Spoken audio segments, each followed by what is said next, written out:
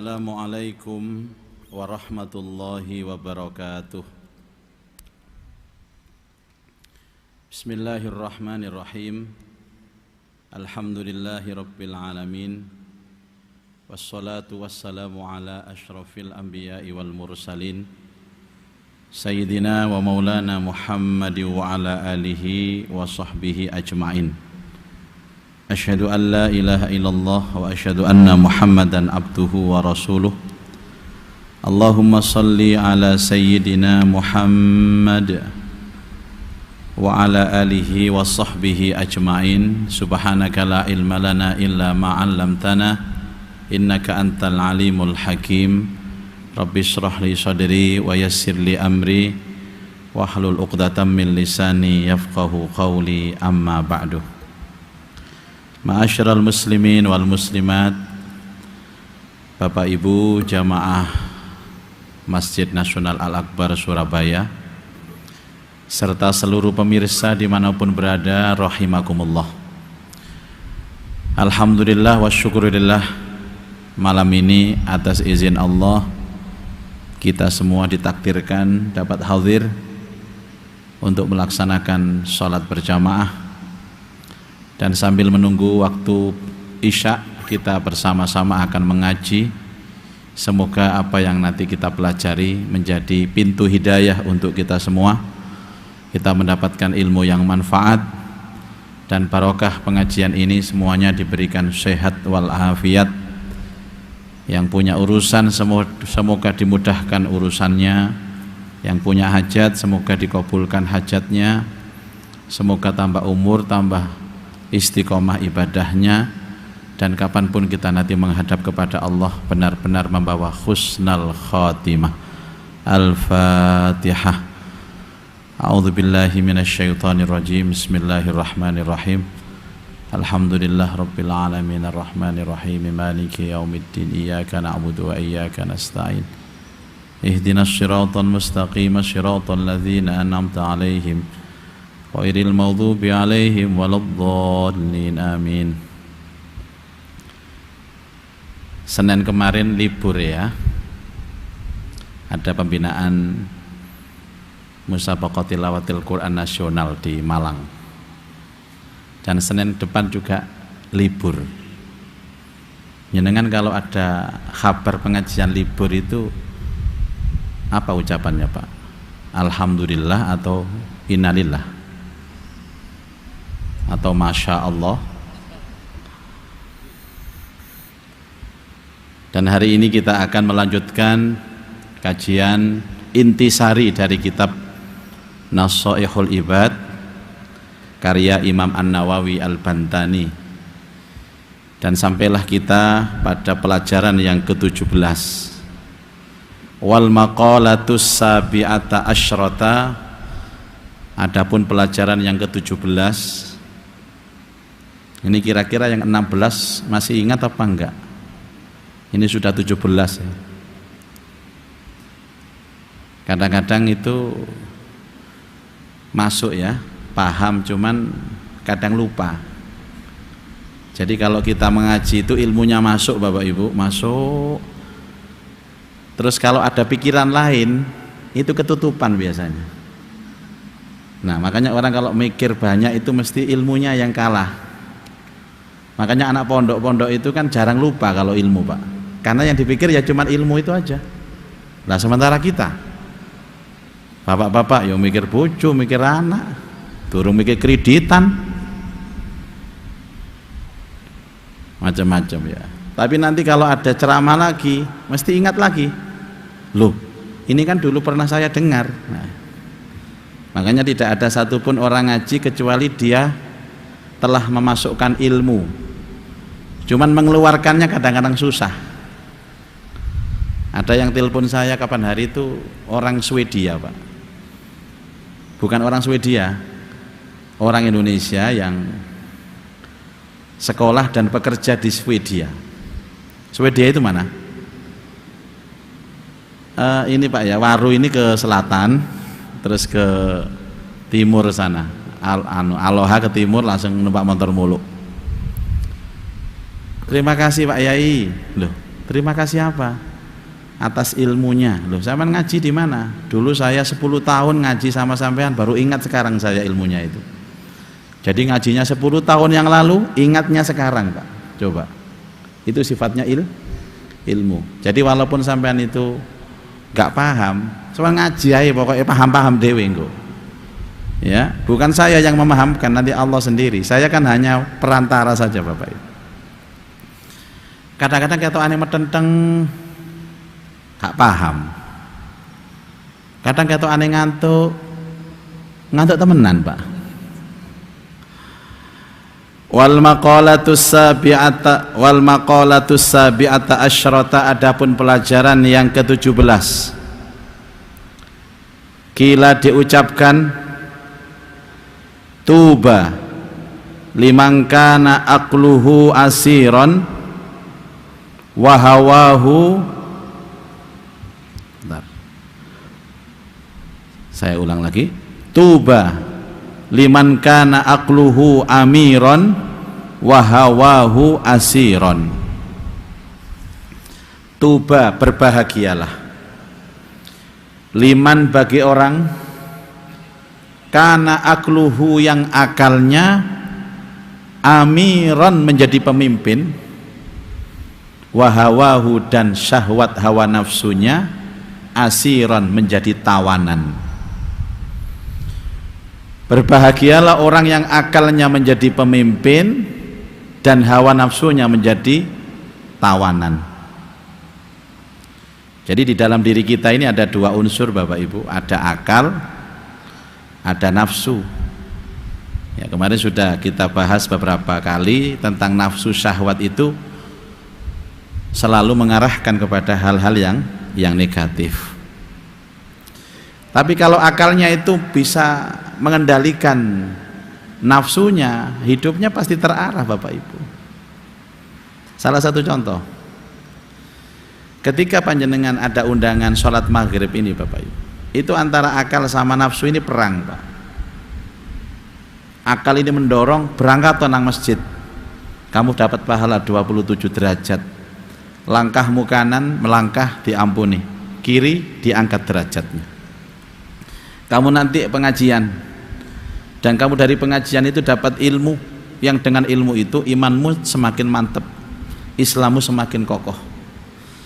Dan kamu keluar dari rumah menuju masjid itu, kata Rasulullah, seperti jihad. Pulang kalau hidup ke rumahnya rizkinya ditambah, kalau pulang mati maka ditetapkan sebagai mati syahid. Itu akal, Pak. Akal. Di sisi lain nafsunya dorong, Pak. Ojo iki lho wis mendung iki lho, delok enta, lho wis gerimis iki lho. Kon mulai keluncum masuk angin kon. Kon janjian ambek kancamu lho, job-joban iki lho, hati-hati lho. Wis aja berangkat salat nang omah lak ya iso sih, padha ae. Wong pengajian iki lho disiarno live streaming kok. Wis delok nang omahe pengajian. Perang, Bapak Ibu. Lah siapa yang akalnya ini bisa mengendalikan syahwatnya, akalnya menjadi pemimpin, syahwatnya menjadi tawanan, tuba, orang inilah yang disebut orang berbahagia. Jadi kita sudah mendapatkan rumus kebahagiaan, ya Pak ya, Bu ya. Apa? Berbahagialah orang yang akalnya menjadi pemimpin dan nafsunya menjadi tawanan. Saya mau tanya sekarang, selama ini yang menjadi pemimpin akal atau nafsu? Selama ini, kita ini Pak. Oh kadang-kadang akal, kadang-kadang nafsu, repot nih kadang-kadang nih Pak. Delok tanggalan nggih. Ya tanggal 6 ngoten niku. Dan ini berlaku Pak, berlaku seterusnya. Rumus ini berlaku seterusnya, tidak hanya sekali. Karena hidup ini kan terus berlanjut, Pak. Makanya saya katakan bahwa dimensi ibadah dalam kehidupan itu dua. Menjalankan perintah dan bertahan dengan perintah itu. Saya ulang, menjalankan perintah dan bertahan dengan perintah itu. Kalau sekarang kita ini bisa melaksanakan sholat maghrib berjamaah di masjid, pertanyaannya apakah besok bisa? Apakah besok lusa bisa? Apakah minggu depan bisa? Apakah bulan depan bisa? Itu persoalan, Pak. Nah kalau sekedar hanya jamaah ke masjid saja, semua orang bisa. Nek sepisan tok saged, Pak. Tapi bertahan dengan itulah. Makanya berkali-kali ada perintah di dalam Al-Quran itu yang diulang sama Allah. Contoh, ya ayyuhalladzina amanu aminu. Hai orang-orang yang beriman, berimanlah. Coba. Ini perintah beriman untuk orang yang beriman. Itu artinya apa, Bu? Dalam bahasa balaghahnya itu faedahnya untuk apa? Untuk istiqomah. Hei orang-orang yang baik, bertahanlah dengan kebaikan itu. Wis kalau mboten ngomong naikkan kebaikan itu otomatis, Pak. Bertahan itu apik bisa. Bertahan itu sudah bagus. Kalau setiap hari kita bisa sholat malam 2 rakaat, Bapak Ibu, bertahanlah dengan 2 rakaat itu apik pokoknya. Nanti ditingkatkan kalau sudah istiqomah. Ada lagi perintah Allah, ya ayyuhalladzina amanu sabiru wasabiru. Hei orang-orang yang sabar, bersabarlah. Coba. Ada perintah sabar untuk orang sabar. Ada beriman untuk orang yang beriman. Itu faedahnya mudawamah. Mudawamah itu artinya apa? Berkesinambungan, tidak terputus. Jadi jangan salah Bapak Ibu, jangan kemudian kita sholat jamaah ini sampai tanggal berapa, ya setiap hari jamaah. Ibu-ibu sabar ya Bu ya, menghadapi suami sabar ya, sampai tahun berapa, nggak pakai tahun berapa ya, seterusnya. Itu yang namanya bahwa akalnya menjadi pemimpin, nafsunya menjadi tawanan. Dan kalau itu sudah bisa kita lakukan, maka inilah orang yang tuba, orang yang paling berbahagia. Kemarin kan ada pertanyaan dari ibu-ibu ya tentang kenapa iman ini selalu naik turun ya karena kita manusia, Pak. Manusia itu diberikan syahwat. Yang mendorong manusia berbuat baik itu ya syahwatnya, dan yang mendorong orang berbuat buruk ya syahwatnya. Makanya ada makhluk itu yang hanya diberikan syahwat sama Allah. Siapa? Binatang. Binatang itu tidak punya akal, yang ada syahwat. Jadi hari-harinya itu perbuatannya hanya memperturuti syahwatnya. Isine mangan tok. Ada kambing jantan ketemu kambing betina, wis ngonoan tok. Apa ngonoan itu, Pak? Karena nggak punya akal. Nggak peduli ini kambing itu ada menikah nggak Bapak Ibu? Ada kambing menikah nggak? Kalau kambing kawin ada, kalau menikah nggak ada. Syariat menikah itu hanya untuk manusia. Loh, sampean ngomong kambing menikah itu sapa? Memang sama tahu diundang bubuan tah? Jadi menikah itu syariat, dan syariat itu untuk makhluk yang berakal. Kalau tidak berakal tidak dikasih syariat. Kenapa? Karena dengan akal inilah kemudian orang bisa membandingkan ini yang baik, ini yang tidak baik. Akal ini kan sebenarnya kan pembanding Bapak Ibu. Oh iki api, iki elek, itu akal. Tapi orang yang tidak punya parameter atau ukuran pembanding ya nggak bisa. Lah apa ukuran pembandingnya? Ilmu, Pak. Jenengan semerap niki bener apa gak bener, dari mana taunya? Ya dari ilmu. Oh ini larangan Allah, berarti buruk. Oh ini perintah Allah, berarti baik. Bayangkan orang yang tidak tahu ilmu, mboten ngerti agama, dari mana dia bisa membandingkan?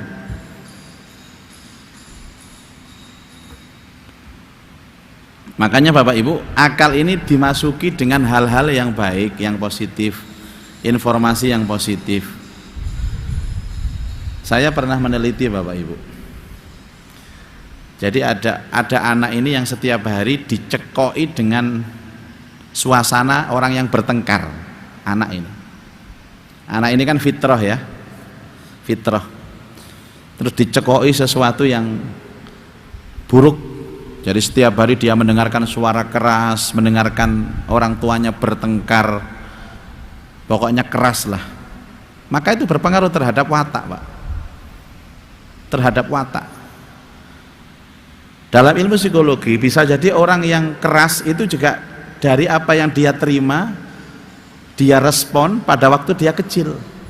Nggih ngapunten Pak, kalau ada orang tega membunuh, apalagi sudah membunuh, menfitnah lagi, apalagi memfitnah, menskenario lagi, nah itu sopo iku gak ero.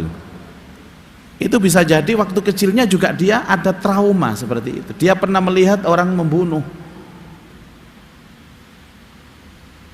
dia pernah melihat orang yang berbuat seperti itu, terus terpatri di dalam otaknya, dia susah untuk keluar dari situasi seperti itu. Apa namanya itu? Paranoid Bapak Ibu. Ibu-ibu tahu paranoid enggak?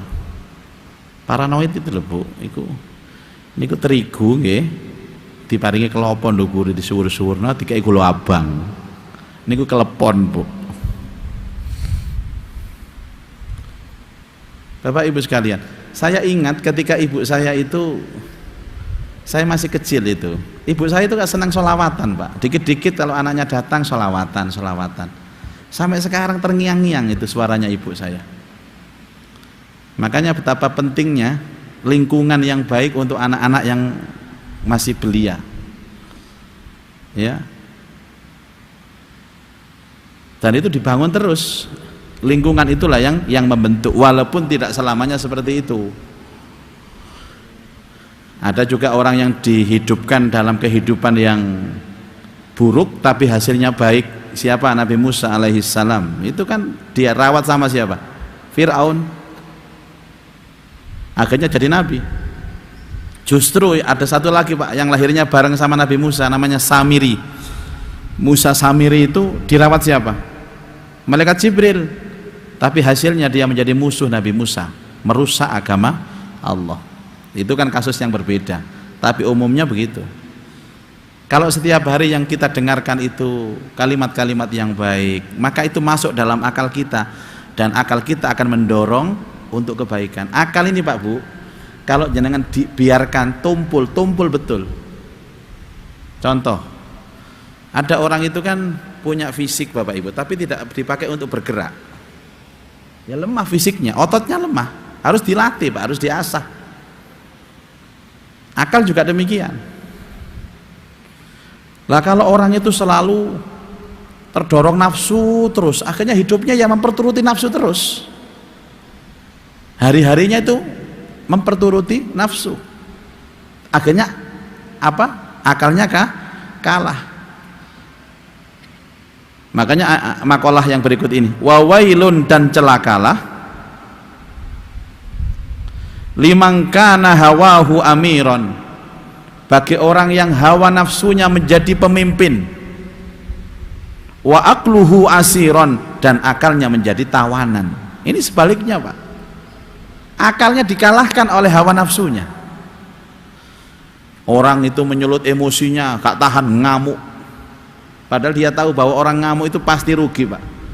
Ngamuk itu menang kalah rugi, sing diamuk niku untung Pak diamuk, cuman gak enak nang ati ngono ae Pak, tapi untung sampean. Cuman sebagian dari orang, aku nih gak ngamuk Pak, gak lega Pak aku Pak. Kene iki Surabaya rek, bonek kene iki rek, nek gak ngamuk rugi.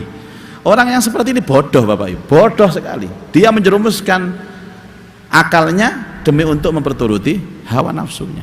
Marah itu kan apa? Pelampiasan hawa nafsu yang paling ringan kalau marah itu Bapak Ibu. Tidak bisa menahan. Dan orang ini celaka Pak, celaka. Semua diawali dari kemarahan. Ya, orang menyakiti itu diawali dari kemarahan, dan tidak ada ceritanya orang marah itu suaranya kalem, itu nggak ada ceritanya. Kalau orang Jawa ngamuk itu gak mungkin boso Bu, mesti ngoko. Misalnya ono wong lanang ngamuk ambek sing wedok, dos pundi sih panjenengan niku Bu, kok ngoten? Gak mungkin marah dos pundi niku Pak. Kok niku ya apa sih? Wis dituri bolak-balik, mesti ngoten Pak. Enten tiyang ngamuk terus kok kromo inggil. Jenengan niku yo napa? Nggih mboten niku mboten anu Pak, niku mboten ngamuk Kak, niku ketoprak jenenge. Makanya marah itu dari setan, setan itu dari api, api itu apa penawarnya adalah air, wudhu lah. Nek wudu kok sih ngamuk, mandilah. Nek mandi kok sih ngamuk, kum lah. Nek wis kum gak bisa ngamuk sampean Bapak Ibu. Ya tinggal pilih kita itu mau akal menjadi raja, nafsu jadi tawanan, atau sebaliknya nafsu menjadi raja, akal menjadi tawanan. Bapak Ibu, orang itu kalau memperturuti hawa nafsu Pak, gak ono lerene sampean. Saya sering mengibaratkan orang kena penyakit godik. Penyakit godik ini Pak, nek digaruk niku weco Pak. Digaruk tambah enak digaruk. Tapi setelahnya dia akan menyesal, lukanya semakin melebar, semakin parah, semakin pedih. Niatnya cuma satu Pak, niatnya memberikan pelajaran, tak kaploki kon, kuaploki Pak. Ternyata setan terus menggoda, nafsunya semakin membara. Ditelok orang itu dikaploki kok tambah ngece Pak, kemudian diantemi. Mari diantemi, kok tambah ngece, wah ini harus lebih berat lagi. Ambil kayu, dipukul sama kayu kok tambah memuncak lagi. Itulah sifatnya syahwat begitu Pak, nafsu begitu. Akhirnya pisau disayat-sayat der sampai orangnya ampun terakhir dor kon, tembak kon. Itu asalnya apa Pak? Asalnya kata-kata loh Pak. Dari kata, pukulan, cubitan, penyiksaan, terakhir pembunuhan. Orang yang langsung membunuh itu biasanya bukan orang yang berawal dari nafsu. Contohnya orang perang itu kan kenal gak kenal, itu mungsut dor Pak. Tapi ini tidak, nafsu itu mendorong dari perilaku yang paling ringan sampai perilaku yang paling berat. Saya yakin bahwa orang yang membunuh orang lain itu diawali dari proses memperturuti syahwat yang tidak bisa dia hentikan. Dia dikuasai Pak, akal sehatnya, dan akhirnya apa yang menyesal Bapak Ibu. Menyesal.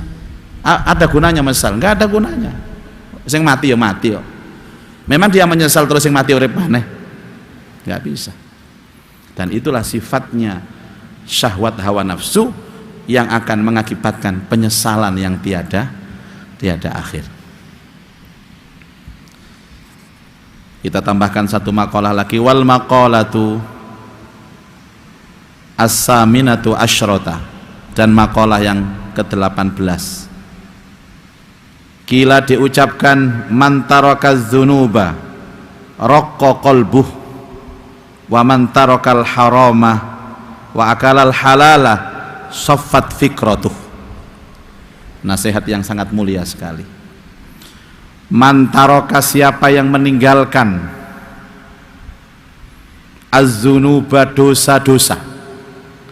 Siapa orang yang meninggalkan dosa, raqqa qalbuh, maka lembut hatinya, lunak hatinya, halus hatinya.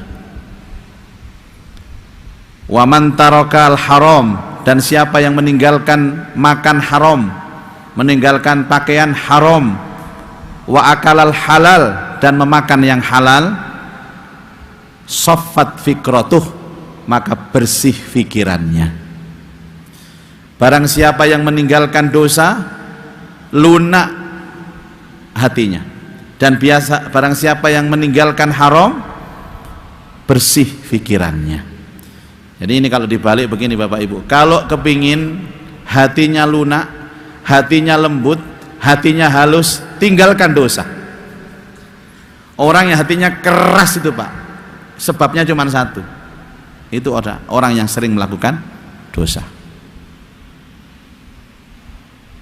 Ada orang begini Pak, aku heran Pak, orang itu kan setiap hari itu melakukan dosa Pak, tapi hatinya lembut sekali Pak. Gak mungkin.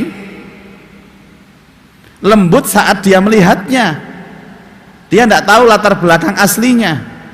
Pokoknya Pak, wong dosane wake mesti atos hati ini. Itu sudah gandengannya, itu sudah satu paket itu. Karena orang yang meninggalkan dosa itu, ya salah satunya adalah melembutkan hati. Jadi kalau kau pengen lembut hatinya, lembut itu begini Bapak Ibu, ya kok gak ngamuan, dia mudah menangis, punya rasa empati, terus hari-harinya itu ada cinta di dalam hati itu. kepada istrinya cinta, kepada suaminya cinta, kepada anak-anaknya cinta, kepada jamaah-jamaahnya cinta. Orang itu yang lembut hatinya, Pak. Dia merelakan kebahagiaannya demi kebahagiaan orang lain. Enggak apa-apa saya lapar, yang penting kamu kenyang. Itu hatinya lembut. Bukan menari-nari di atas penderitaan orang lain. Orang itu raja tega, mentoloan, itu hatinya keras. Dan hati keras itu penyebabnya cuma satu, banyak dosa, Pak. Gini iki mboten kula nasihati jenengan, nasihati awak kula dhewe. Nek kula kakek dosa ya padha wae, watos hatinya. Didik-didik mangkelan, didik-didik ngamuan. Kano angin, kano udan, galau, stres, baperan, kepoan. Oh, bahasa-bahasa apa saiki iku macam-macam bahasa. Ya, ternyata fatal ya Pak ya. Orang itu kalau banyak dosa itu fatal sekali. Ya, di samping nanti dapat azab Allah, efek dalam kehidupan hati ini semakin hari semakin keras. Dan kalau dibiarkan itu bahaya Bapak Ibu.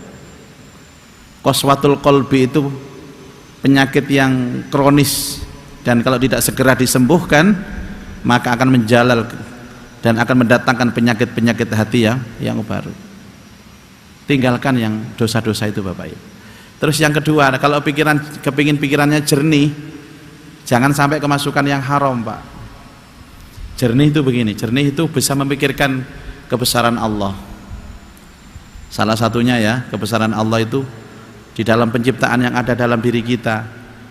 Saya membaca syarahnya ini Bapak Ibu. Contohnya Allah menciptakan manusia itu dari air mani, kemudian berubah menjadi darah, dari darah menjadi daging, terus tulang, terus disempurnakan sama Allah penciptaannya sampai ditiupkan ruh. Kemudian setelah lahir itu ditumbuhkan rambut. Di dalam tubuh kita itu rambut kan banyak Bapak Ibu. Ada rambut kepala, ada rambut jenggot, ada rambut alis, ada bulu mata, kan jenis rambut ini. Tapi semuanya beda-beda Pak. Kalau rambut kepala ini panjang terus, kalau nggak dibiarkan itu pasti akan panjang. Kayak siapa itu yang panjang-panjang itu? Ya pokoknya ada lah Pak. Tapi kenapa alis ini nggak bisa panjang? Umpamanya alis pada rambut kan itu wow ya kayak Dracula Pak sampean Pak. Lho niki nek mboten senengane barang haram gak iso mikir ngeten niki Pak. Gak iso mikir. Dianggap biasa. Umpama hidup niki wow terus Bu. Gak sampean cukur 10 tahun ya apa sampean. Gak iso melek mripat sampean. Ketutupan hidup terus. Masya Allah. Lah yo irungi bolongane loro bolongane Pak nggih. Kok nang nisor, kok gak nang ndukur bolongane niki. Nek mau bolong nang ndukur ya napa sampean Bu? Balak-balik pilek kae. Kena udan. Niki nek tiyang niku biasane mangan haram, Pak. Gak iso mikir kebesaran Allah ngoten niki. Wa fi anfusikum, dan di dalam dirimu, afala tubsirun. Kenapa kamu tidak pernah melihat? Orang yang bisa melihat kebesaran Allah itu hatinya bersih. Dan orang yang hatinya bersih itu adalah orang yang tidak pernah makan barang haram. Haram itu bukan hanya babi Bapak Ibu. Nasi itu bisa menjadi haram kalau cara mendapatkannya dengan cara yang tidak halal. Hati-hati Pak. Ibu-ibu terutama Bu, tolong suaminya didorong untuk mencari harta yang halal. Panjenengan ini kan mentornya Bu. Wong saya aja takut sama istri kok. Makanya jadilah istri itu yang menjadi mentornya suami. Papa, pokoknya papa harus yang cari yang halal. Akhirnya salah paham Bu. Papanya diwanti-wanti seperti itu, salah paham. Akhirnya kerja luar kota sana. Papa, yang mama takutkan itu kalau papa itu melakukan hal yang haram. Apa jawabannya papa? Jangan khawatir mama, papa melakukan hal yang halal. Rabi mana maksudnya Pak? Ini salah paham. Jadi kalau mengingatkan itu Bu yang komplit. Nanti kalau sudah begitu kurang ajar papa lu. Katanya kemarin pesennya dicari yang halal. Papa sudah mencari yang halal ini. Papa tidak berzina, Ma. Papa nikah lagi halal. Makanya maksudnya ibu-ibu saya bercerita ini supaya detail gitu loh Bu. Takutnya bapak-bapak salah paham. Dan itu sering terjadi. Pokoknya Pak, jangan yang haram ya Pak, yang halal. Siap Mama? Nah itu hati-hati, kalau siap itu hati-hati. Maksud Mama itu rezekinya Pak. Jangan korupsi, jangan mengambil hak orang. Kalau Papa ini mengambil haknya orang, hati Papa akan gelap, keras, tidak akan bisa berpikir kebesaran Allah. Itu sama dengan kalau ada jamaah, ibu-ibu di rumah ada jamaah, apa jamaah sholat wajib atau sholat sunnah, imamnya suaminya, ketika dia berdoa suruh yang keras Bu, suruh yang keras, jangan boleh pelan-pelan. Nanti doanya itu terus ibu mengamini, akhirnya kejadian itu dalam hatinya, ya Allah nikah lagi, ya Allah nikah lagi, cari bojone, amin amin. Makanya kalau suaminya pelan, sampean geblok pundake, hei Pak sing keras Pak, hei Pak banterno, njaluk apa kon, njaluk apa, banterno. Banyak salah paham itu ya gara-gara ibu-ibu sendiri gitu loh. Ini ilmu Bu, ilmu ya Bu, jangan sampai kemudian salah paham sehingga menjadikan situasi nggak nyaman gitu loh. Kecuali kalau ibu-ibu ridho dan memperkenankan itu gitu loh. Papa cari rizki yang halal, karena rizki yang halal itu membuahkan pikiran yang bersih. Pikiran yang bersih itu akan mudah untuk berpikir tentang kebesaran Allah. Rizki yang halal, jangan hanya Papa cari yang halal. Ya, itu dua makalah Bapak Ibu menjadi pelajaran kita hari ini. Selanjutnya kita akan langsung ke dialog. Mas Ghafur silahkan dibantu. Siapa? Bapak ya, 1, 2. Bapak itu yang di sana itu Pak Mas Ghafur, terus beliau ya. Nanti Ibu juga boleh.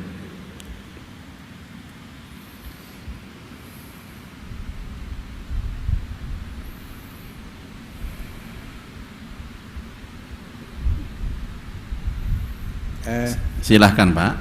Assalamualaikum warahmatullahi wabarakatuh. Waalaikumsalam warahmatullahi wabarakatuh. Menarik Ustadz. Akal dan menarik itu yang mana Pak? Yang Papa yang halal tadi? Iya yang tadi dijadikan halal. Iya. Akal dan hawa nafsu. Iya. Bagaimana mengendalikan hawa nafsu pada tataran yang sifatnya adalah ilahiyah. Apakah zikir itu mampu mengendalikan hawa nafsu? Mohon maaf, terima kasih Ustaz. Baik. Betul sekali Pak Yahya. Zikir ini kan salah satu fungsinya adalah untuk menetralkan semua keburukan di dalam hati kita. Jadi keburukan apapun bisa hilang dengan zikir loh Pak. Contohnya istighfar itu menghapus dosa. Kita ini kan tidak bisa menghindar dari dosa sebenarnya Bu. Sekuat tenaga pun ya, kita menghindari dosa ini susah. Tapi dinetralkan dengan istighfar. Coba. Kita ini kadang-kadang sombong, betul kan? Sombong. Sombong itu bisa dinetralkan dengan la ilaha illallah. Kita ini kadang-kadang bangga dengan diri kita. Itu bisa dinetralkan dengan subhanallahi wa bihamdi subhanallahil azim. Saya tadi hampir mengatakan seperti itu, didului sama Pak Yahya. Zikir itu bisa menetralkan keburukan di dalam diri, di dalam hati, dalam pikiran. Makanya zikir itu seperti obat Bapak Ibu. Dia ada kegunaannya dalam tataran penyakit khusus. Dan dia juga ada dosis. Contoh, kalau ada kegelisahan dan itu disebabkan karena banyak dosa, ya istighfar yang banyak Bapak Ibu.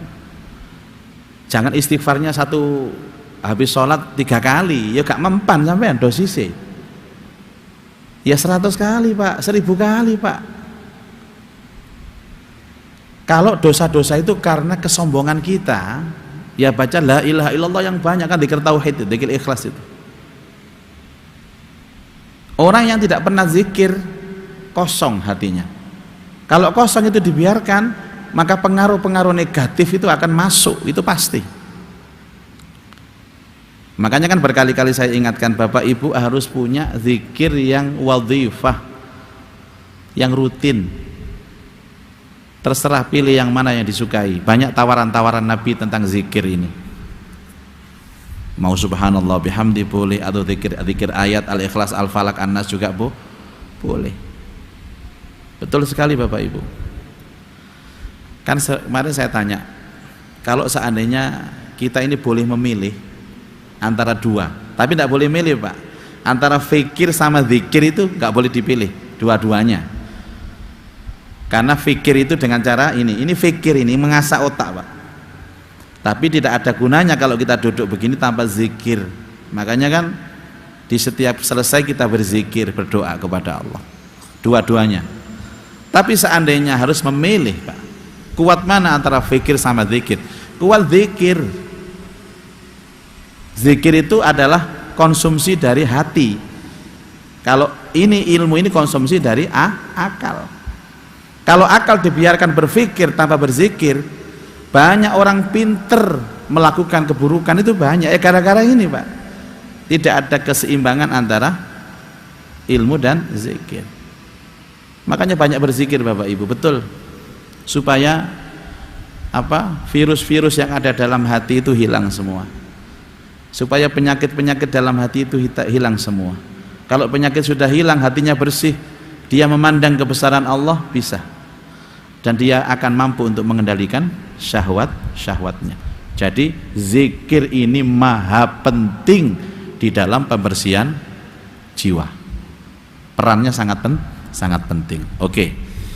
Yang kedua, Mas Ghafur, silakan Pak. Ustaz, pertanyaan saya mengenai marah Ustaz.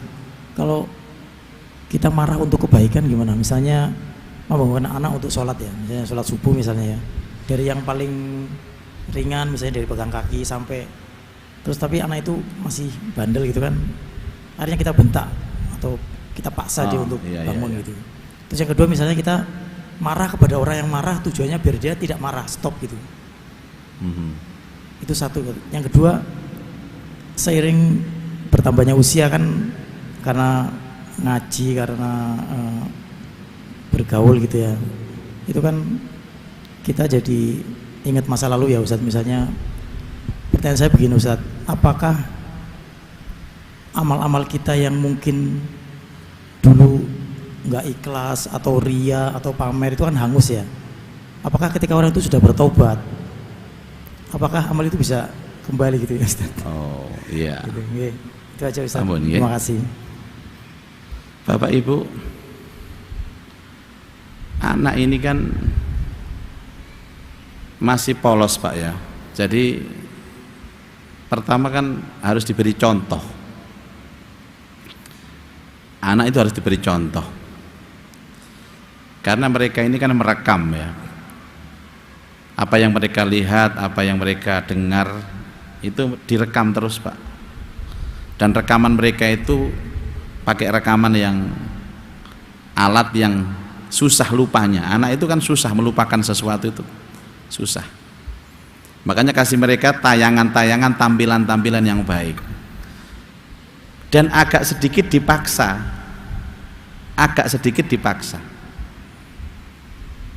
ya bukan memaksa itu dalam konotasi kemudian sampai mereka tersiksa, mboten Bapak Ibu. Contoh sholat subuh, bangun subuh ini kan harus sedikit dipaksa Pak. Kalau perlu digendong, diangkat nang masjid ngono wis. Ya tentu dengan cara yang santun dan tarahum, kasih sayang. Kalau perlu suara keras ya standar saja Bapak Ibu, jangan ngegas. Apalagi kemudian emosi. Biasanya orang emosi itu bawaannya ya kata-katanya kasar, kata-katanya keras, dan itu jangan Pak.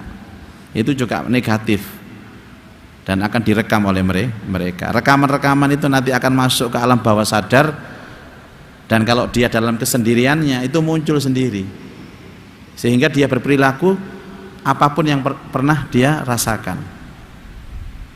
Apalagi kalau kita marah terus mengumpat dengan mengeluarkan kata-kata kotor dan lain sebagainya. Belajar dari ibunya Imam Sudes itu loh Pak. Ibunya Imam Sudes, tahu Sudes ya? Abdurrahman Sudes itu imam besar Masjidil Haram. Saya baca artikel itu karena dulu itu nakal waktu kecil Pak. Tapi ibunya marah itu bahasanya coba, kamu ini ya jadi imam Masjidil Haram kamu ya, imam Masjidil Haram kamu. Oh, ngamuke iku ngoten Pak. Ojo pedes kon lho. Lah nek bapakne ngomong koyo ngono lha dheke sapa? Kono turu kuburan kono ngono nek kadung ngamuk koyo ngoten nemen Pak. Imam Masjidil Haram kon ya itu. Akhirnya jadi imam Masjidil Haram betulan gitu loh Pak. Jadi kalau memarahi anak itu pakai begitu Bu. Presiden kon yo. Presiden kon yo. Wancene kon presiden kon. Ini dibiasakan begitu, jenenge wong ngamuk. Ketua RT kon yo. Ketua RT kon. Kemurahan Pak ketua RT Pak. Masih kadek diwamuk-amuk jadi ketua RT. Iya itu. Terus yang kedua, Pak, orang taubat itu bersih semuanya. At-taibu 'ala dzambi kaman la dzambalah. Orang yang bertobat atas dosa-dosanya itu bersih-bersih. Apalagi kalau sampai puasa Asyura kemarin itu, setahun yang lalu dihapus. Puasa Arafah setahun yang lalu dihapus, setahun yang akan datang dihapus. Pada puasa Arafah itu 9 Dzulhijjah. Sebulan berikutnya Asyura 10 Muharram. Jari Jamaah Al-Akbar ngomong ini Pak, sing wingi lho si ono karene si an. Kan setahun yang lalu, setahun akan datang. Baru 1 bulan sudah puasa lagi, puasa sunnah. Si ono karene gitu. Enggak. Kalau lah ono karene kan enak Pak, kita masih nyetok banyak. Makanya tidak ada hal yang paling disukai Allah dari hambanya itu kecuali taubat dan mohon ampun. Itu paling disukai Allah. Di samping menghapuskan dosa, itu mendatangkan rahmat Allah. Makanya orang yang diampuni itu otomatis dirahmati Pak. Allahumma fir lahum warhamhum. Ampunilah dan rahmatilah. Ngoten nggih? Monggo Bu. Siapa tadi Ibu? Ada? Oh itu Mas.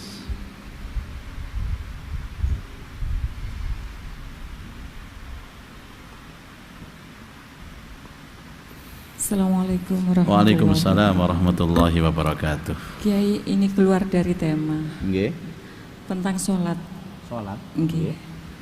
Kalau misalnya sholat itu di jamak atau di qashar itu sudah melakukan sholat jamak atau qashar, ternyata waktunya masih ada. Ternyata setelah nyampe rumah itu waktunya masih ada. Apa diganti itu? Aku tahu itu. Sudah bisa saya bedek. Gimana? Ibu tidak usah sholat lagi. Sudah. Jadi maunya jamak duhur sama asar, jamak takdim pada waktu duhur. Ternyata jalannya lancar sampai di rumah. Ternyata masih ada asarnya. Ya sudah, tidak usah sholat asar, sudah kok. Jadi sholat jamak itu ya sama dengan sholat mukim. Itu sudah menggugurkan kewajiban sholatnya mukim, dan itu rukhsah. Allah senang kalau kita itu melakukan jamak qashar itu, Allah itu senang. Jadi jangan salah, ada kadang-kadang orang pergi itu gak gelem jamak Pak. Diingatkan, gak apa-apa di jamak, di qashar. Jangan itu menyepelekan sholat. Gak tahu ngaji berarti. Allah itu memberikan sedekah kepada kita. Berupa apa sedekahnya? Rukhsah. Bahwa kalau perjalanan jauh itu boleh di jamak. Jamak itu dirangkep. Atau boleh di qashar, diringkas. Itu sedekahnya Allah itu. Seperti kita. Jenengan bersedekah, kalau orangnya nerima sedekah kita kan senang kita. Bayangkan kita sedekah ke orang terus ditolak. Gak senang. Jadi orang yang rukhsah itu diambil, Allah senang. Kalau sudah jamak qashar, takdim, ternyata waktu masih ada, tidak usah sholat sudah. Kalau sudah jamak di jamak itu, terus biasanya kan sholat sunat, qobliyah ba'diyah. Ya. Itu kan berarti enggak melakukan Ya.